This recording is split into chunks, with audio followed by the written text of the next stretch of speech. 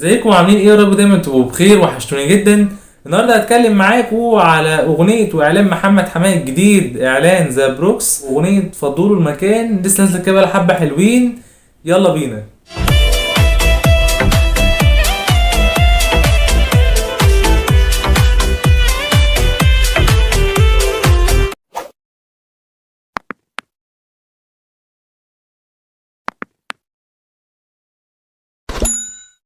اغنيه فضلوا المكان محمد حماقي من اعلان ذا بروكس المنتجع الجديد. الاغنيه من كلمات تامر حسين ومن الحان مدين ومن توزيع تميم. مبدئيا ما كانتش اغنيه في الاول، مجرد برومو تشويقي ان احنا نشوفه مشهد تمثيلي لاول مره لحماقي. مثل قبل كده في مسلسل لهفه بتاع دنيا سمير غانم لو تفتكروه. اعلان يبقى فيه فكره مشهد تمثيلي لمحمد حماقي، دي حاجه برضو غريبه وانا نفسي ما صدقتهاش. فكرة كانت حلوه جدا، مختلف نوعا ما عن اعلاناته اللي قبل كده اللي كان بيقدمها، ان هو يطلع بمشهد تمثيلي لاول مره حتى لو كان لثواني، بس كان حلو بصراحه، اكل بيه الجو وكان عاجبني. الاغنيه كلماتها من تامر حسين، كان كلماتها حلوه وشقيه وبصراحه كانت جميله. دايما بينوع وبيعمل كلمات بتبقى كلها دلع وغزل، وبيبقى كلها كده ايه على الريتم مقسوم زي ما انتم عارفين. اللحن برده كان من مدين، كان بصراحه عبقري جدا.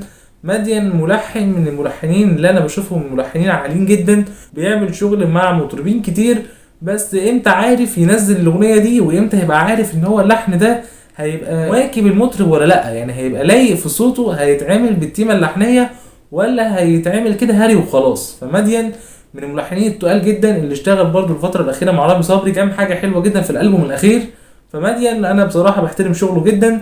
الموزع برضو تميم من الموزعين القدام والتقال جدا مع حماقي ومع تامر حسني ومع مطربين كتير. المركز اكتر مع حماقي الفتره الاخيره، وانا شايف بصراحه من وجهه نظري لو جيتوا سالتوني، لو جينا قارنا بين اعلان جمالها استثنائي واعلان ذا بروكس اللي عمله حماقي فضلوا المكان، افضل بالنسبه لي جمالها استثنائي. ان جمالها استثنائي كان اغنيه كانت خفيفه اكتر، شايف ان هي كانت مختلفه اكتر على حماقي ونجحت وعملت صدى كبير جدا. اغنيه فضلوا المكان هي حلوه، وحماقي برضو دخلته كده في الاغنيه وصوته، انتوا عارفين برضو حماقي انا بحبه، بس مش معنى ان انا بحب حماقي جدا معنى ان انا اشوف غلطه او اشوف حاجه مش عجباني واطلع اقول لكم ان هي حلوه، ده غلط. انا بصراحه بكلم معاكم بكل يا جماعه صدق، وانتوا عارفين الكلام ده كويس، وممكن يكون الاغنيه مش حلوه واطلع اقول لكم ان هي مش حلوه. ما بحبش المنافقه، لازم ان انا اقول لكم الصراحه. مش من اقوى اعلان جمالها استثناء السنه اللي فاتت كاغنيه او كاعلان، انا شايف كده. ممكن يكون الاعلان ده اقوى سنه في حته ان هو عامل التمثيل اكتر، او حته ان هو يطلع يتكلم بمشهد تمثيل اكتر من ان هو كان فيه اغنيه. انا كنت فاكر الاعلان اتقفل على كده،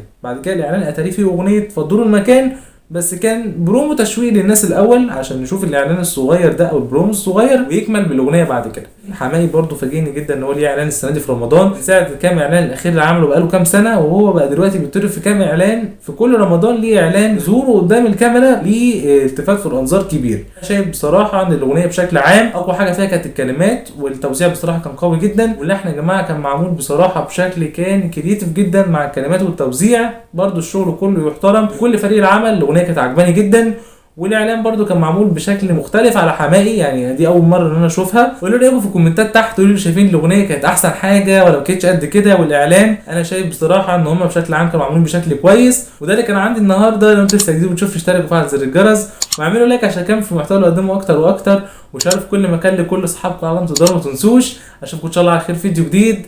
شكرا.